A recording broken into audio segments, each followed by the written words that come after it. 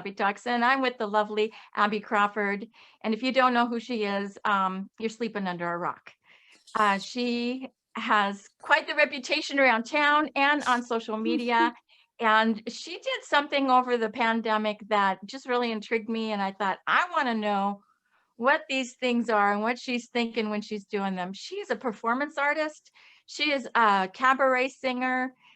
In fact, what I'm going to do is I'm going to read her bio so I don't mess it up. Local actress and award-winning vocalist Abby Crawford was trained at the prestigious Cabaret Conference at Yale University, class of 2004.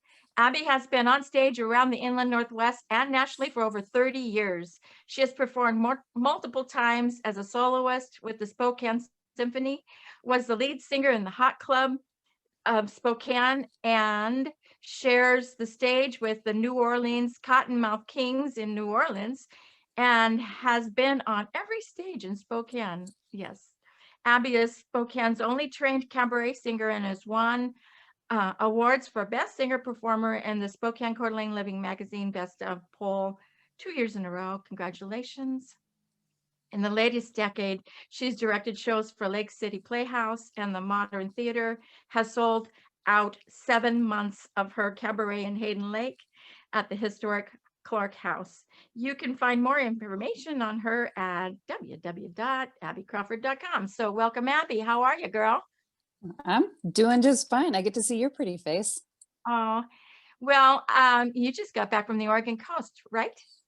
I did. I went down for about 6 days, but I took 12 days off from work because I work a lot these days at the salon, which is fantastic. I'm glad I have a job during some weirdness like this, but every now and again, you just need to get away. And the Oregon coast is where I go every single time.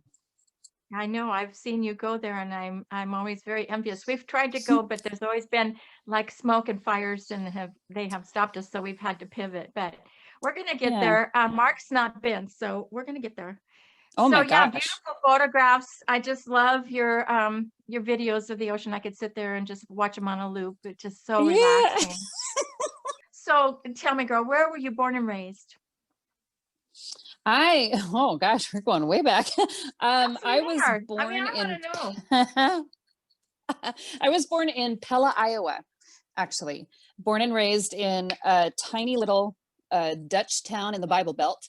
And I still have a lot of family there, lots of aunts and uncles and many cousins.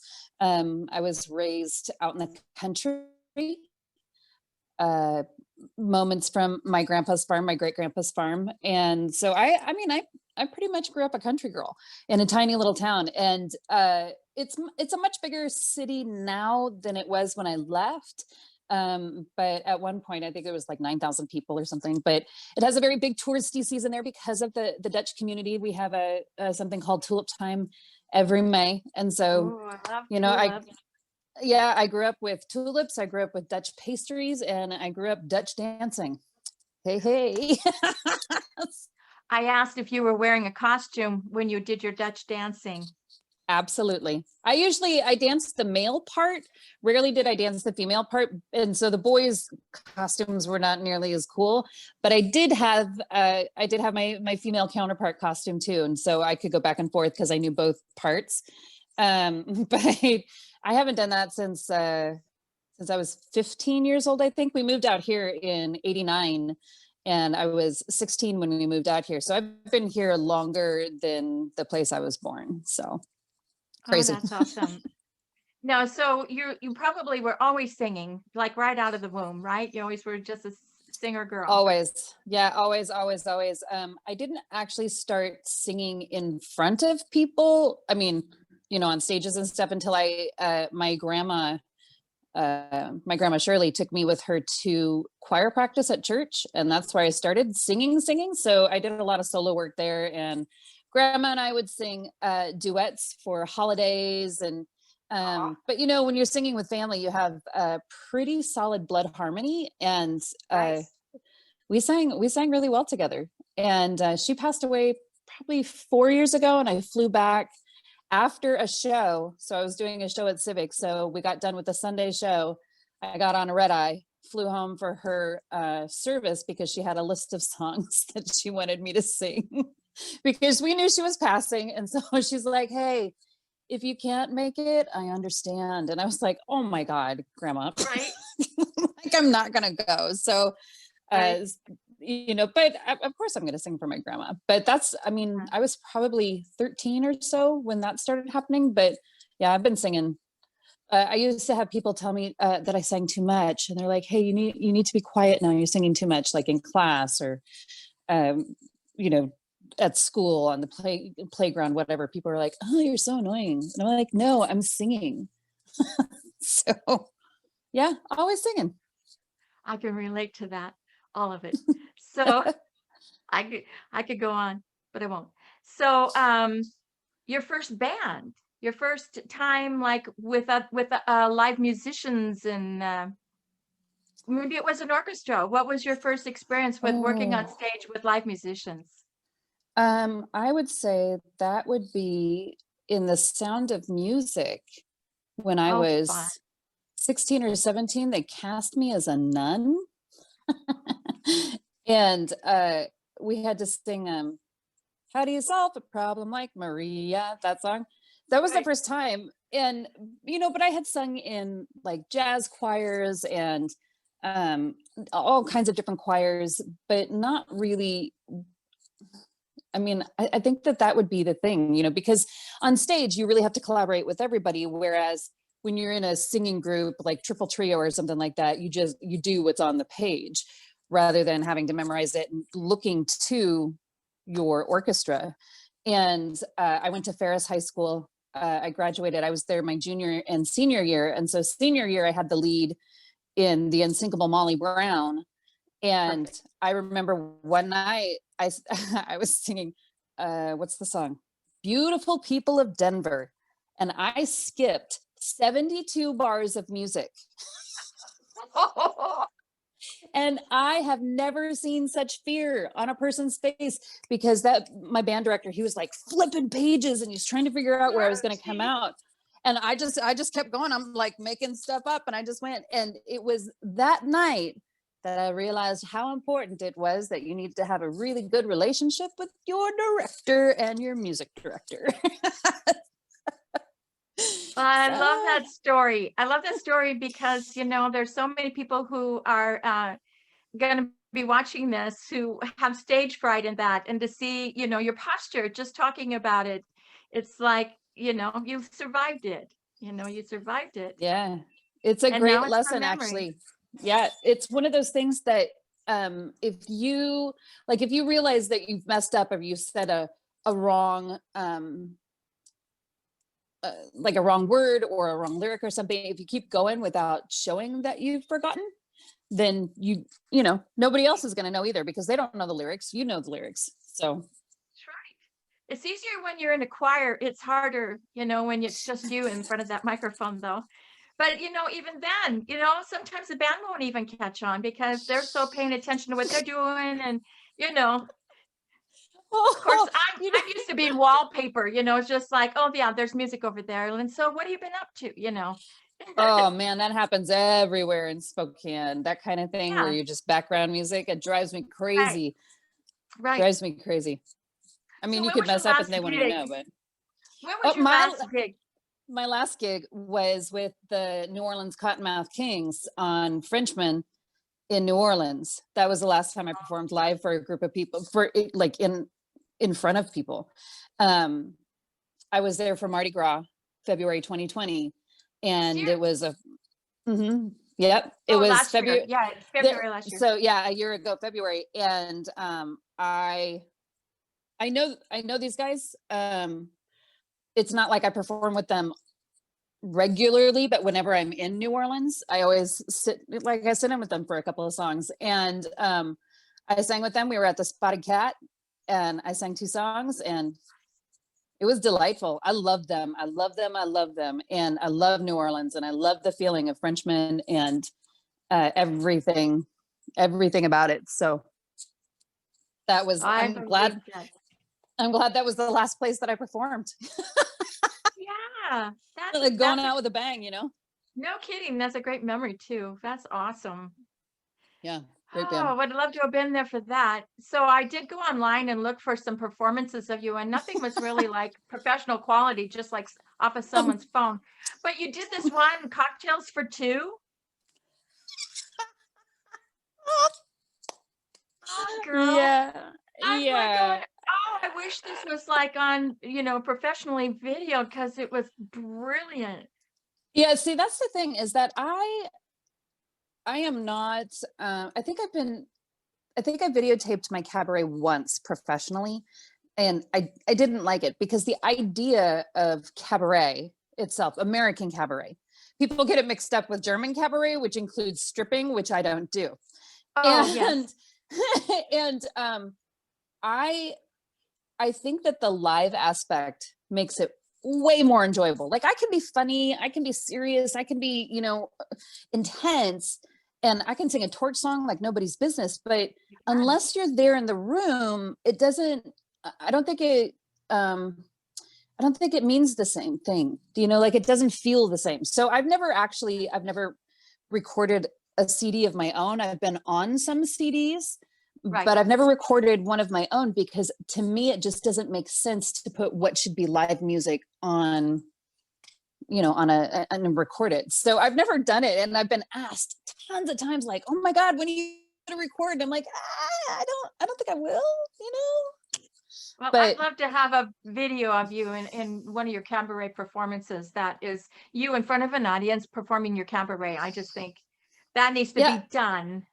I think, well, my friend Jim Swoboda did it for me once. And it was, I mean, he did a great job filming it. Well, he's a professional. He should.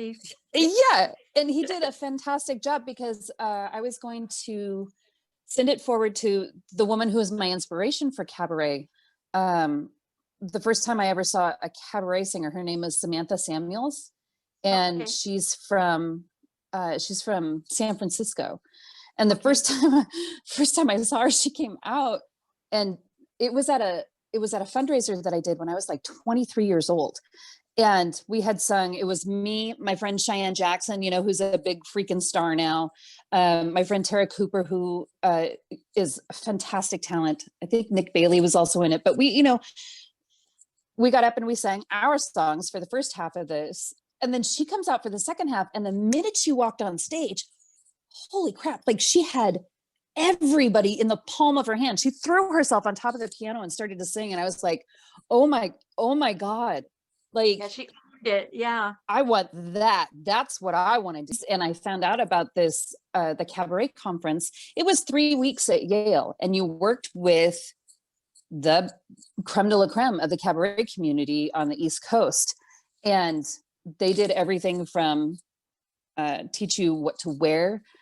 They taught you how to choose a song, how to set a lineup to, put it together, how to choose your musicians, how to do marketing, all of that. Wow. And it was incredible that I was chosen. I was one of 35 people internationally that was chosen to do this. And I was the only person from the Inland Northwest who had even auditioned. I did it via video. So they just called Spokane Pago Pago because they had no idea. They'd never even heard of Spokane. I was like, well, it's a really sweet little town in the middle of the Inland Northwest. You say Washington State and people go, oh, Seattle. No, I'm Right. so far from them, so it was a very intense and expensive thing that I did. And I'm so glad I did it. I don't know. It absolutely altered how I performed on stage.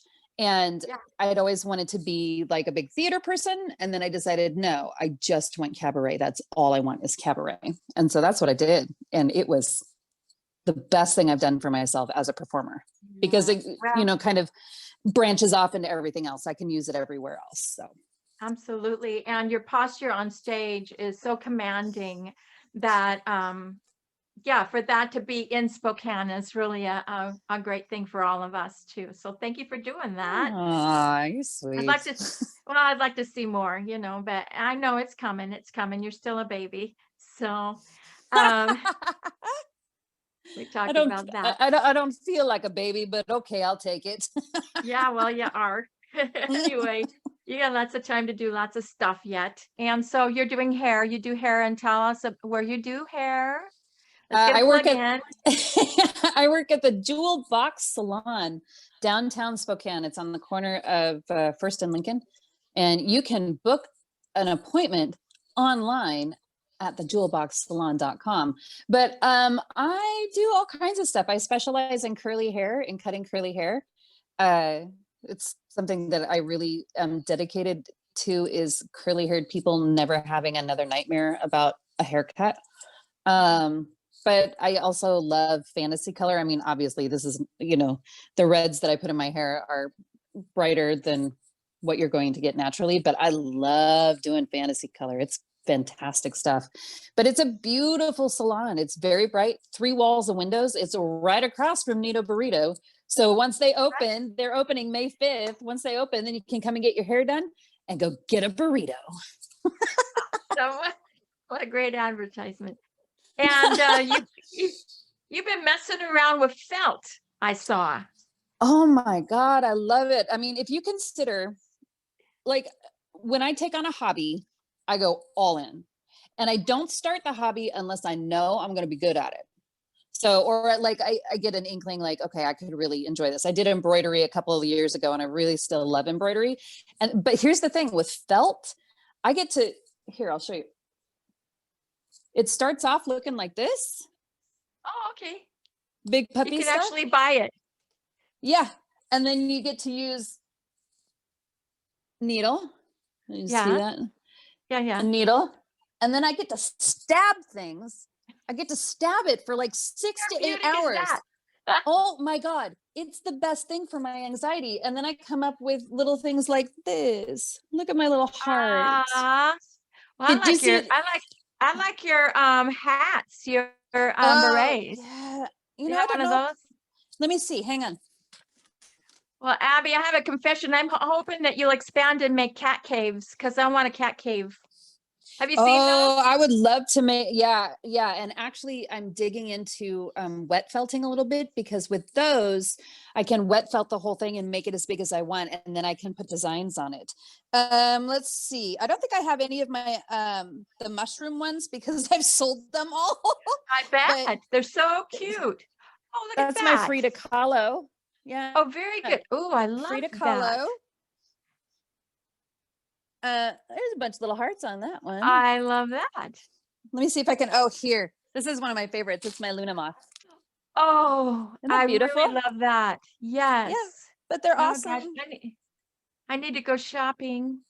Yeah. Well, I'm gonna set up an Etsy store in the near future. Good. I haven't done it yet because I've been gone, but I'm working on some jean jackets that I felt onto the jean jackets.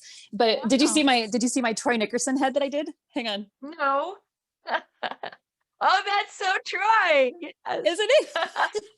So now you can put him in your pocket, take him everywhere. Yeah. It's been a lot of fun. It's been very therapeutic.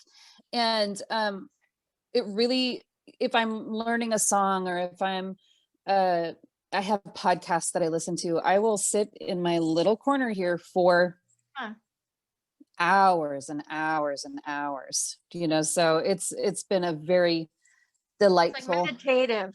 Yeah. Yes, very much. That's so very cool. much. Yeah, I So haven't I know- actually. Go ahead. Go ahead. Oh, I just haven't actually felt like singing, so I had to find other things to fill that sort of void, So glad to hear you say that, because I've kind of been the same way. People ask and I just go, I don't know. It's difficult, sis. It is difficult because we're going through such bizarre trauma right now with this thing, and the stuff that you love to do, we're not allowed to do, Right. I mean, I understand that people are doing like live gigs, but you can't really interact with anybody, and that's part of what we do. We interact with Right. people while we're singing, because that's part of our gig and it's what we love to do. So it makes complete sense that we're completely separated from it right now. It's so difficult. It is so difficult. Yeah, it's just a part of my heart that I just have to put aside for a while. And I'm fine because I've got other things that are fabulous to do, but it's just Sure. a part of my heart that is just kind of just sitting aside for a while. Yep. For Preaching to the sure. choir. So one of the things that you have done during the pandemic is you have created these goddesses. And I have to say this too, is that you were one of the first adults that I saw using filters with, the glasses and the voice and and I've done that, like on FaceTime with my granddaughter just for fun. She's, like she's 4 or 5 now. And but never have I seen like an adult actually use that as like putting this persona out there, like a little Yeah. ad or whatever. Now TikTok, it's everywhere. But you were the first person I knew who did that. And do you remember you did that one? And I actually went on your Facebook and looked for it. I couldn't find it, but you were eating something and you went, what? And you had this little Minnie Mouse voice.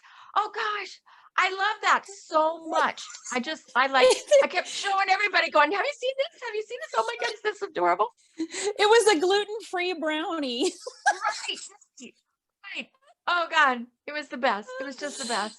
So, I your love those personality just filters. cracks me Yeah. up because, you're perfect for cabaret, but it just expands. So, now, and I'm a visual artist, so I'm really attracted to things that are of that bent. And you did these, and I'm going to share my screen and show these, and then I would love to just get you to, just rip on them so that I know what are these about. They were sort of like a statement on what we were dealing with.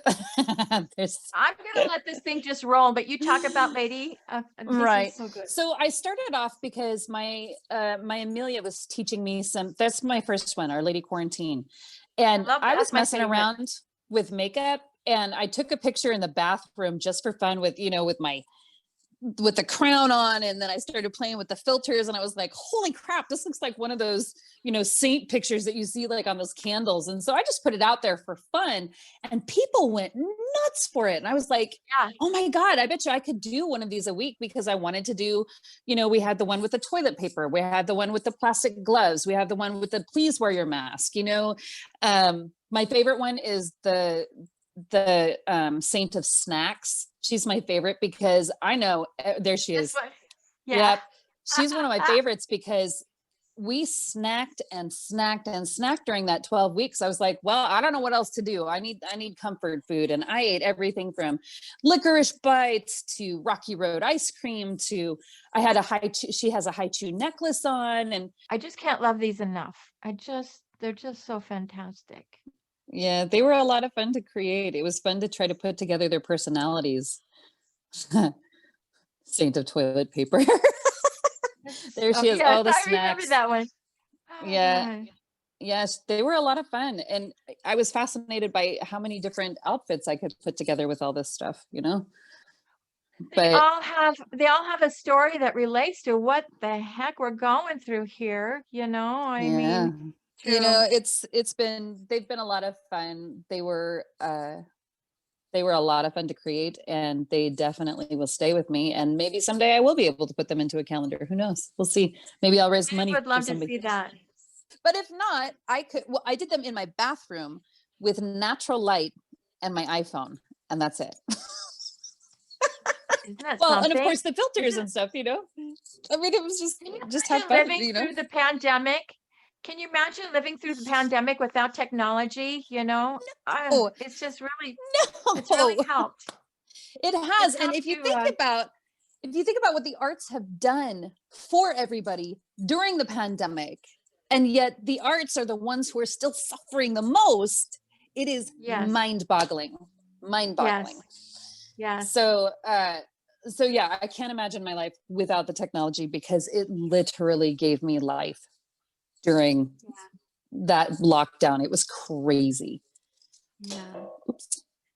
Wow. So yeah. Well, I think you're amazing. I am one of your biggest fans, and I love watching you live perform. So I can't wait till you do get back up on that stage. And I would request that you please, make something out of these wonderful saints. I just adore them so much. So I want to thank you for coming on. Was there anything you wanted to spit out at the last minute to tell people that's going on with you or? No, I'm not doing much these days. There's some stuff in the works, but nothing is solid right now. And I actually I really enjoy my time at home with my dogs and my felting, you know. Yeah. But I'm thankful that I get to see you. Thanks for having me on with this Oh, is I'm a so great glad you're idea. doing well. Oh, thanks. It's like I Yeah. said, it's kind of selfish. I get lonely for my people. So I just want to talk to people about art and creativity. And, you're up on that list. So I'm really glad that you agreed to do this. Thank you. I love you so much. I love you so much. All right, babe. So you Yeah, take care. And I will. I'm going to go shopping for one of your hats when I can see how to do that. You let me know. I'll send you a link as soon as I have it up. All right. And I would really like a cat cave. Just Okay. saying. Noted. Okay. So you take care and thanks for coming on to Cat's Coffee Talks and hopefully we'll see you next week. Thanks. Bye-bye.